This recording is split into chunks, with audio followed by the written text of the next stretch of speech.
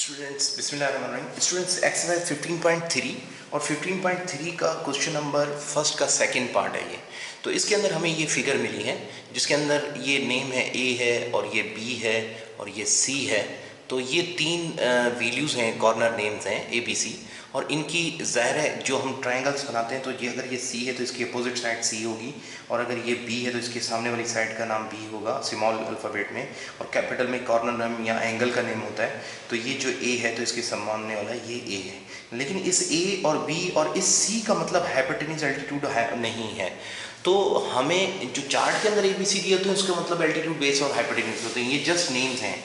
अब ये नेम्स हो सकता है कि सी के सामने हाइपोटेन्यूज के सामने ही सी रख दिया है तो इत्तेफाक है, लेकिन ये जस्ट साइडों के नाम हैं। ये पहले प्रीवियस फिगर वीडियोस के अंदर भी मैं बता चुका हूँ। अच्छा स्टूडेंट्स, अब जो हमें फाइंड करना है उसके अंदर ये एक अननोन साइड है और ये एक अननोन साइड है। बिल्कुल पिछले क्वेश्चन की तरह बिल्कुल सेम ये क्वेश्चन है। इसकी दोनों साइडें अननोन हैं ये, और एक साइड नोन दी हुई है। इसके लिहाज से हम ये दोनों अननोन साइडें फाइंड करेंगे, और ये एक एंगल नोन दिया हुआ है और ये एक एंगल अननोन है, इसको हम फाइंड करेंगे।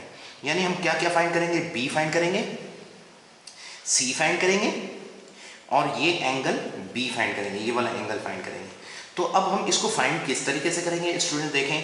तो हमने अभी ऐसा कर रहे हैं कि हम पहले सी को फाइंड करने जा रहे हैं। मर्जी आप बी फाइंड करें चाहे सी फाइंड करें, लेकिन ख्याल रखना है एक नोन एक अननोन साइड लाजमी रखनी है। दोनों अननोन साइडें आप नहीं रख सकते, क्योंकि इक्वेशन में दो अननोन आ जाएंगे तो फाइंड नहीं होंगे किसी भी इक्वेशन के अंदर। तो अब यहाँ पर हम एक नोन रख रहे हैं साइड और एक ये रख रहे हैं। तो ये हमारे इस एंगल का एल्टीट्यूड है और ये हाइपोटेन्यूज है। तो एल्टीट्यूड अपॉन हाइपोटेन्यूज कौन सा फंक्शन हुआ? आपको याद होगा एल्टीट्यूड अपॉन हाइपोटेन्यूज कौन सा फंक्शन है? ट्रिग्नोमेट्रिकल चार्ट्स के अंदर हमने इसको याद भी किया था। तो ये देखें एल्टीट्यूड अपॉन हाइपोटेन्यूज साइन का फंक्शन है। तो हम ये साइन के फंक्शन को अप्लाई करेंगे।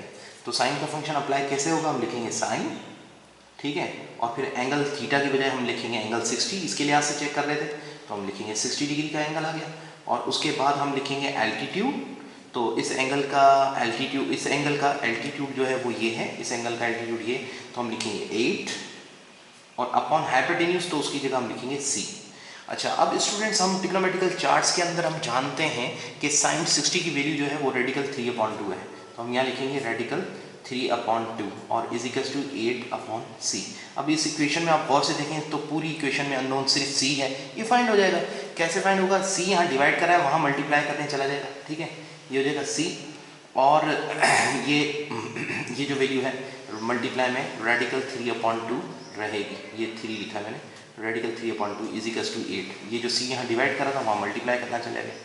अच्छा, अब ये जो c को ये रेडिकल 3/2 सारा का सारा मल्टीप्लाई कर रहा है, वहाँ जाके क्या करेगा? डिवाइड, क्योंकि c को हमने अकेला करना है, जिस वैल्यू को हमने फाइंड करना था उसको अकेला करना होता है। तो c is equals to 8 upon radical 3/2, यानी ये रकम सारी डिवाइड हो रही है। तो अब इसकी वैल्यू को फाइंड करने के लिए, हम c की वैल्यू फाइंड करने के लिए क्या करेंगे? अब लिखेंगे c इज इक्वल्स टू 8, और जो नीचे वाली फिगर होती है ये डिवाइड कर रही होती है, तो इसको हम क्या करते हैं, इसको फिगर को हम उठाएंगे और इसको उल्टा कर रख देंगे। ऐसे यूँ उठाएंगे, ये दोनों फिगर्स को ऐसे 3 को उठाया, ये 2 को इस दोनों उंगलियों में पकड़ लिया और इसको उठाकर ऐसे करेंगे, तो ये हमारे पास फिगर में ऐसे हो जाएगा मल्टीप्लाई 2/3, ठीक है। अच्छा, अब ये 2/3 ये उल्टाते क्यों हैं? अगर नहीं समझ में आए तो मुझसे पूछ लीजिएगा, ठीक है। c इज इक्वल्स टू फिर क्या होगा? 8 2 16/3। ये हमारे पास c की वैल्यू आ गई। तो स्टूडेंट ये हमारे पास c की वैल्यू आ गई। अब हमें किसकी वैल्यू फाइंड करनी है? c की वैल्यू हम फाइंड कर चुके हैं। तो c की वैल्यू हम फाइंड कर चुके हैं, तो यहाँ लिख देते हैं 16/3। ये हमने c की वैल्यू फाइंड कर ली। उसके बाद हमें वैल्यू जो फाइंड करनी है वो b की वैल्यू फाइंड करनी है, इस b की। तो इस b की वैल्यू किस तरह फाइंड करेंगे? तो हम एक नोन, चाहे ये वाली साइड उठाएं चाहे ये वाली साइड में, कोई फर्क नहीं आएगा। तो आपने कोई भी नोन और एक अननोन उठाना है। तो लेट सपोज इस एंगल का ये नोन है, ये अननोन, तो नॉन अननोन के हिसाब से ये हो गया एल्टीट्यूड और ये हो गया बेस। तो एल्टीट्यूड और अपॉन बेस का मतलब है कौन सा फंक्शन हुआ? टेंजेंट का। तो हम लिखेंगे टेंजेंट, ठीक है। एल्टीट्यूड कितना हो गया? 8। अच्छा, थीटा की जगह हम एंगल लिखेंगे 60 डिग्री, तो टेंजेंट थीटा 60 आ जाएगा। एल्टीट्यूड कितना आ गया 8 और हाइपोटेन्यूज एल्टीट्यूड अपॉन बेस होता है ना टेंजेंट के फंक्शन में, तो हमने ये एल्टीट्यूड उठाया 8 और उसके बाद हमने ये बेस उठाना है, ठीक है। तो एल्टीट्यूड तो हमारा 8 है और बेस क्या है हमें मालूम नहीं है, डी लिखेंगे। और अब हम टेंजेंट 60 को अगर हम चेक करेंगे ट्रिग्नोमेट्रिकल चार्ट्स के अंदर तो स्टूडेंट्स, तो टेंजेंट 60 डिग्री रेडिकल 3 के बराबर होता है। ट्रिग्नोमेट्रिकल चार्ट्स में आपको मैं दिखा देता हूँ, ये देखें ट्रिग्नोमेट्रिकल चार्ट्स में आप टेंजेंट को चेक करेंगे कि हमें टेंजेंट 60 डिग्री चेक करना है। टेंजेंट ये रहा 60 डिग्री ये रहा, तो ये दोनों कहाँ अगर मिलते हैं, ये देखें यहाँ पर रेडिकल 3 पर, तो टेंजेंट 60 की वैल्यू कितनी है, रेडिकल 3 है, तो हम ये रेडिकल 3 कर देंगे। तो इस जगह पर टेंजेंट 60 की जो वैल्यू है हम लिखेंगे रेडिकल 3 और is equals to 8 upon B. अब ये जो b मालूम करना है तो ये डिवाइड कर रहा है, वहाँ मल्टीप्लाई करना चला जाएगा, तो हम मल्टीप्लाई करने जाएंगे तो क्या बनेगा कि रेडिकल 3 वहीं रहेगा, b यहाँ डिवाइड कर रहा है वहाँ मल्टीप्लाई करने चला गया और इज इक्वल्स टू हमारे पास 8 आ गया। उसके बाद क्या होगा कि हमारे पास b की वैल्यू हो जाएगी, अब b को अकेला करना है ना, तो ये जो इसके मल्टीप्लाई कर रहा है वहाँ जाकर डिवाइड करेगा, तो 8 अपॉन रेडिकल 3, ये हमारे पास b की वैल्यू आ गई, ठीक है। तो हम b की वैल्यू देंगे 8 अपॉन रेडिकल 3, 8 अपॉन रेडिकल 3। अब देखें ये दोनों, ये जो अननोन साइडें थी हमारे पास फाइंड हो गई, एक ये साइड भी फाइंड हो गई, एक ये वाली साइड भी हमारे पास फाइंड हो गई, ठीक है।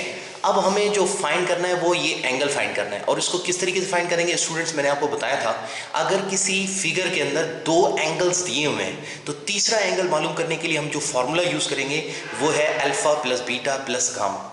तो यहाँ पर देखें ये एक एंगल मालूम है 60 और ये एंगल भी हमें मालूम है 90 डिग्री, तो ये दोनों एंगल्स हमें मालूम है। इन दोनों एंगल के मालूम होने पर ये वाला एंगल फाइंड करना है। तो अब हम इसको किस तरह से यूज़ करेंगे वो वाला फॉर्मूला मैं यहाँ पर लिख रहा हूँ स्टूडेंट, देखिएगा alpha plus beta plus gamma is equals to 180 degree. तो स्टूडेंट ये जो फिगर है alpha plus beta plus gamma, इसके अंदर हमें 2 नॉन साइडें हैं, वो कौन कौन सी, एक 60 है और एक ये 90 है। तो अब इन दोनों फिगर्स को हम यहाँ पर लिख लेंगे। हमारे पास अल्फा की वैल्यू हम 90 कर लेते हैं, बीटा की वैल्यू हम लिख लेते हैं, और सॉरी प्लस लगाना है मल्टीप्लाई नहीं, 60 डिग्री कर लेते हैं प्लस गामा और इज इक्वल्स टू 180 डिग्री। अब आप इसमें गौर से देखें तो इस इक्वेशन, ये इक्वेशन है ना, इज इक्वल्स टू लगा है बना इक्वेशन है, इस इक्वेशन के अंदर एक अननोन है गामा, तो इसकी वैल्यू फाइंड हो जाएगी। तो 90 और 60 मेरा ख्याल है 150 होता है ना, तो हम लिखेंगे यहाँ पर 150 plus gamma is equals to 180 degree, ठीक है।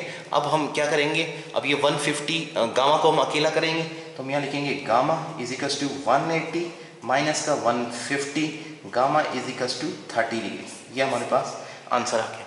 तो स्टूडेंट्स हमने वो तीनों चीज़ें फाइंड कर ली जो हमें इस फिगर के अंदर मालूम करनी थी, जैसे कि ये वाली साइड हमने मालूम करनी थी, बी हमने मालूम कर लिया, और ये सी मालूम करना था, ये भी मालूम कर लिया, और ये हमने एंगल भी फाइंड कर लिया कि 30 डिग्री का है, तो हम यहाँ लिखेंगे 30 डिग्री, और ये हमारे पास क्वेश्चन कंप्लीट हो गया। तीनों चीज़ें हमें मालूम कर ली।